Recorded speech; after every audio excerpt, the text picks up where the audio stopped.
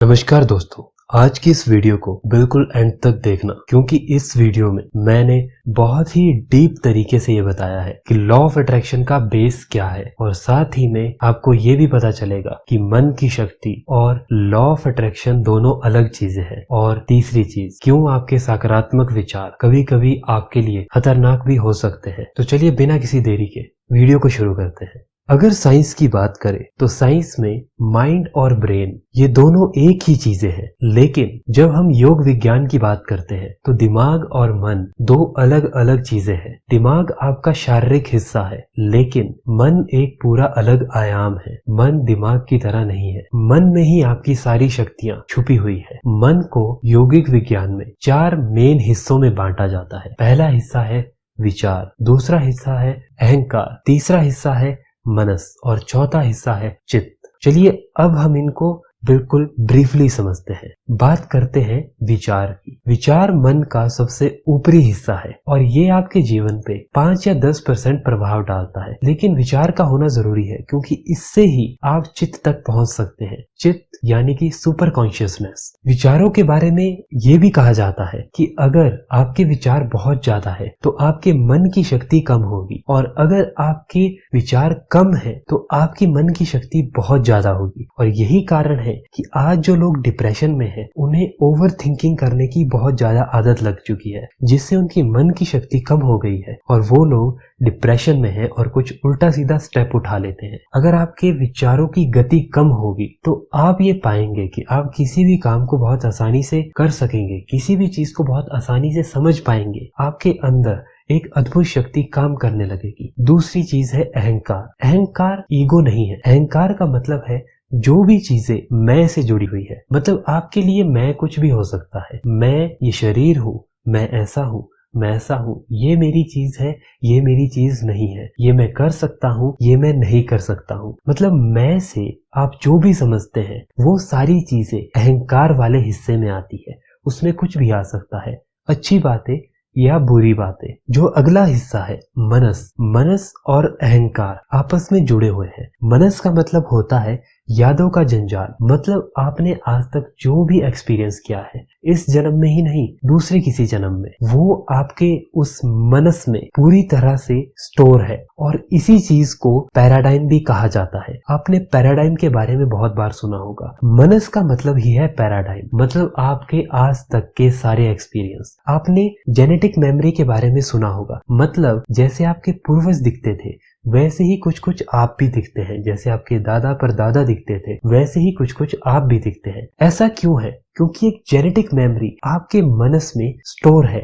वो genetic memory आपके शरीर को वैसा ही बनने में मजबूर करती है। और आपके मनस में आपकी सारी लिमिटेशंस, आपकी सारी बुरी आदतें, आपकी सारी अच्छी आदतें, आपने जो भी विचार सोचे हैं वो यहीं पे सेव है। जो भी आपने अच्छी बातें सोची है, जो भी बुरी बातें सोची है, जो भी आपने अच्छा महसूस किया है, जो भी बुरा महसूस किया है, वो सारी चीजें यहीं पे स्टोर है। आप अपने बारे में क्या सोचते हैं वो भी अहंकार से यहीं पे जुड़ जाता है। अब इस बात को ध्यान से समझिए। यहीं से पैराडाइम का भी थॉट रखा गया और यहीं से law of attraction subconscious mind का भी थॉट रखा गया। अब बात को समझिए। जब लोगों ने देखा कि यहाँ पर एक यादों का जंजाल है, मतलब हम उसी के अंदर घूम रहे हैं, तो उन्होंने सोचा क्यों ना हम एक बड़ा विचार, एक सकारात्मक विचार तैयार करें और उसको बार बार रिपीट करके मनस यानी कि पैराडाइम या सबकॉन्शियस माइंड में डालने की कोशिश करें। और जब वो सबकॉन्शियस माइंड में चला जाएगा तो हमारी एक और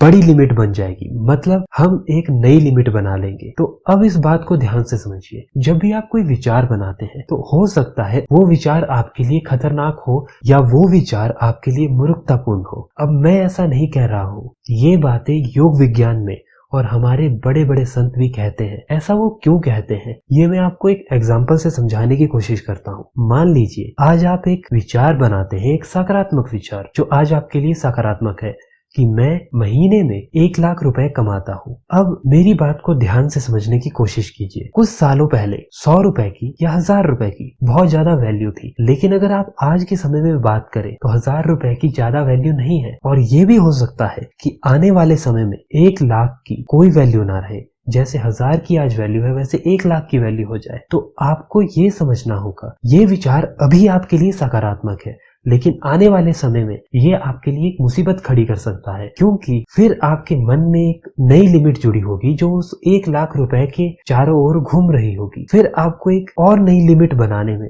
थोड़ा समय लगेगा, क्योंकि विचारों को बार बार रिपीट करना, उसे मनस में जोड़ना, एक नई याद बनाना बहुत मुश्किल है, क्योंकि हम एक दिन में बहुत विचार सोचते हैं। अब इस मनस से ही लॉ ऑफ अट्रैक्शन का भी कॉन्सेप्ट रखा गया कि आप एक विचार, एक सकारात्मक विचार बनाइए और उसको अपने मनस में, अपने सबकॉन्शियस माइंड में डाल दीजिए, और जब वो आपके सबकॉन्शियस माइंड में चला जाएगा तो उस चीज से जुड़ी हुई आपकी एक नई लिमिट तैयार हो जाएगी और फिर आप उस चीज को कर लेंगे।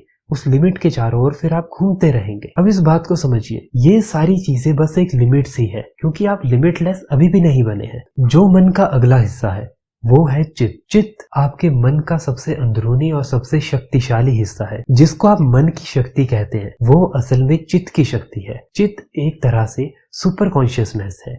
सब कॉन्शियसनेस आपका मनस है, जहाँ पे सारी यादें हैं, जहाँ पे सारे प्रोग्राम है, और वही चीज पैराडाइम भी है। लेकिन चित्त आपके मनस से बिल्कुल अलग है। उसमें आपकी किसी भी याद का असर नहीं पड़ता, उसमें आपके अहंकार का, जो भी आपने अपने बारे में धारणाएं बनाई है, उसका असर नहीं पड़ता है। लेकिन हाँ, उसमें विचारों का असर पड़ता है, एक सकारात्मक विचार। लेकिन वो विचार ऐसा होना चाहिए जो विचार आने वाले समय में आपके लिए कोई भी प्रॉब्लम खड़ी ना करे। ये चीज योग विज्ञान में बताई गई है। इस चीज के बारे में स्वामी विवेकानंद ने भी बात की है। चित्त इतना शक्तिशाली हिस्सा है कि अगर आप चित्त को अपने काबू में कर ले, तब आप पूरे ब्रह्मांड को, पूरी प्रकृति को अपने काबू में कर सकते हैं। लेकिन इस तक पहुंचना इतना आसान नहीं है। आपको कुछ नियमों का पालन करना पड़ेगा। आपको अपने जीवन को डिसिप्लिन बनाना होगा, और आप कैसे चित्त की शक्ति को पा सकते हैं वो हम अगली वीडियो में बात करेंगे। इसके लिए हम अलग से एक पार्ट बनाएंगे। अब इस वीडियो की एक समरी करते हैं। कहने का मतलब ये है कि आपके सकारात्मक विचार भी कुछ ही % आपके जीवन पे असर करते हैं। उसके बाद आपके अहंकार, मतलब आपने जो अपने बारे में धारणा बनाई है, वो भी एक तरह से सारी धारणाएं झूठी है,